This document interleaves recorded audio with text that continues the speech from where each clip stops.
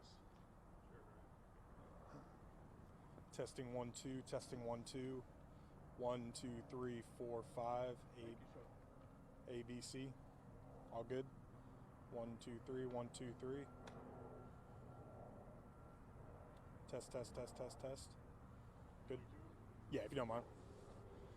Testing 1 2 3, testing 1 2 3. 1 2 3, 1 2 3. That's a little low to me. Okay.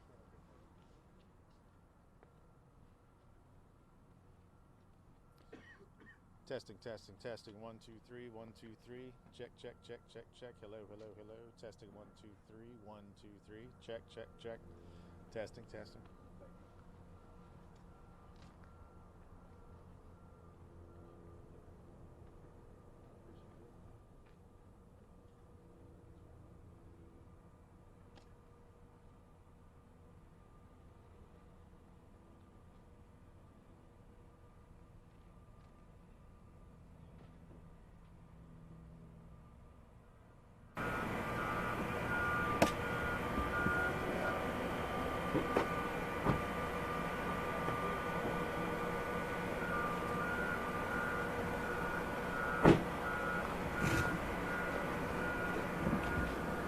How you doing?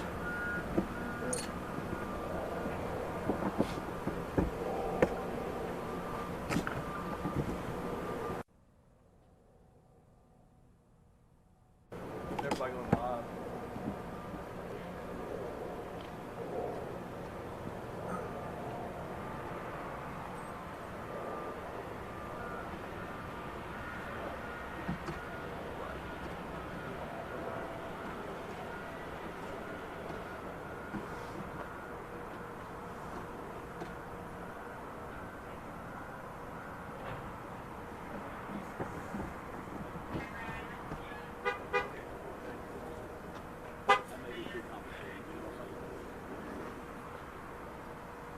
I gotta go.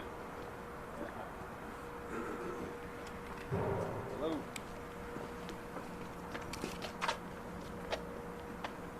Are we going to go live from here? 12. Y'all ready? Are we going to go live? Sure.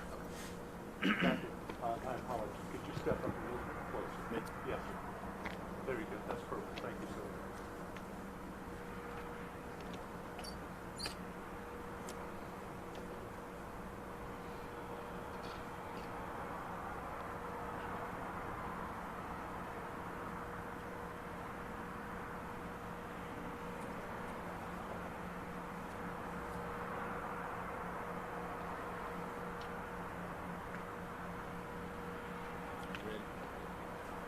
Yeah, I just wanted to meet with the media, the press here today, to give y'all some few comments on our ongoing investigation. As I'm sure y'all are aware, about 12:05 p.m. today, there was an officer-involved shooting involving Tuscaloosa police officers. Occurred in the area or inside of Bowers Park on a public roadway.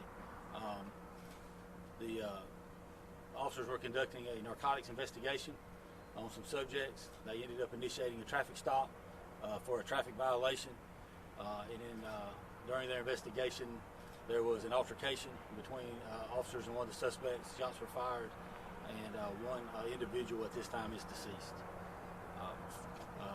Per protocol, when we have an officer-involved incident of this caliber in our county, the Violent Crimes Unit conducts the investigation.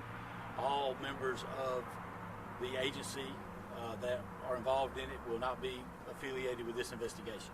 So in this case, no officers with Tuscaloosa Police Department, their crime scene units or any of that are involved in the actual investigation of what's going on.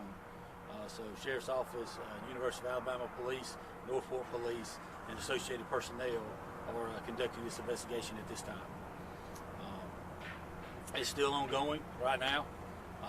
I'm not going to be able to give you any conclusions or facts until our initial investigation is complete, which may be our initial stage may be done later on late this evening, maybe not. We're going to go where the case takes us. So the case leads, this case will be treated the same as any other case that Violent Crimes investigates.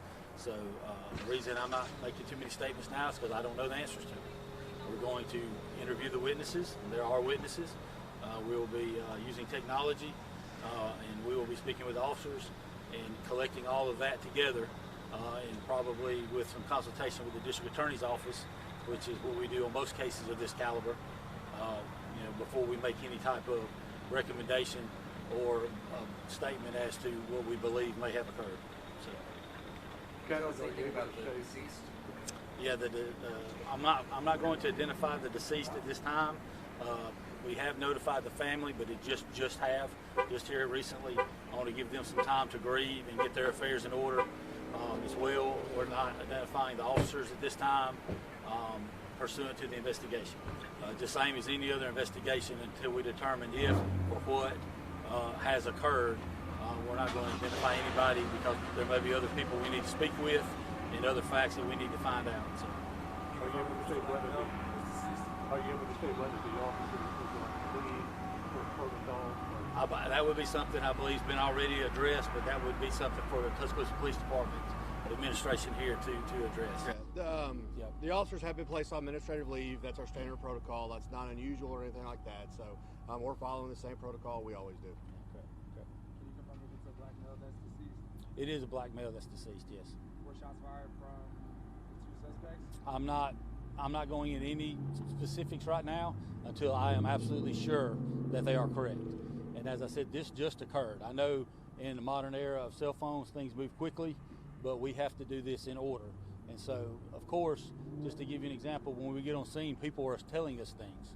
We don't take those as gospel. We have to conduct an investigation. We have to get it from the actual witnesses and verify that against whichever technologies or videos, if they may be available, and interview all persons and make sure that we have a consistent story. So this is going to be treated the same as any other investigation. Y'all familiar with me. If we have a homicide of an individual at 3 o'clock in the morning, I'm in the same position. I don't want to get it wrong. And this is going to be a transparent process, but it's going to be done methodically, the same as any others, and there's some extra steps, and actually extra care in this case to be fair and as just as possible. So, At the end of everything, will this be turned over to the DA? Most likely. Almost all cases of this caliber are referred to a grand jury, even those, and I don't know that that's true in this case at this point. This investigation is ongoing, but almost all cases of this caliber will be referred to a grand jury. But the district attorney will be looped in to this investigation. He's already been briefed, and as we get these facts hammered out, him or his office will be involved in this, of course. How many shots were fired? I don't know.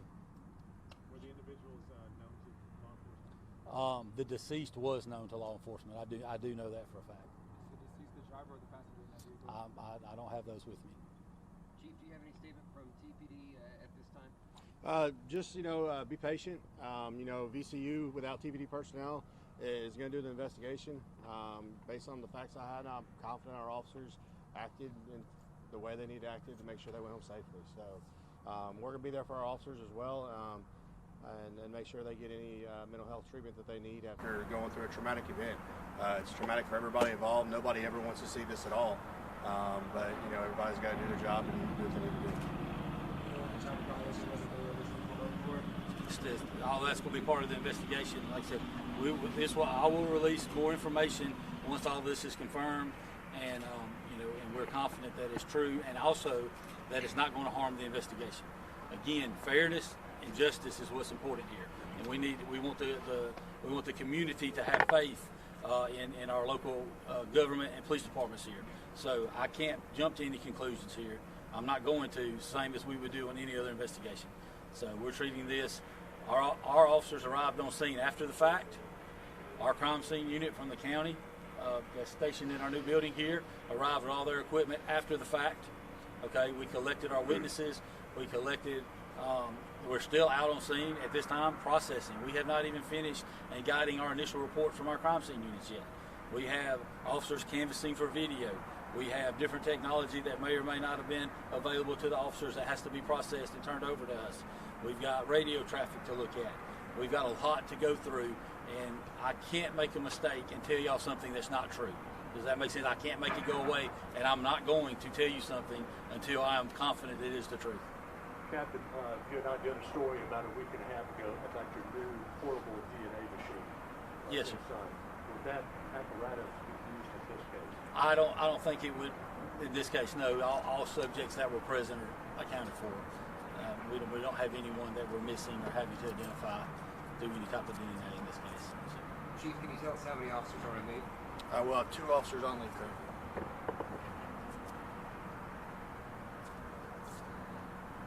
All right, thank you guys so much. Thank y'all.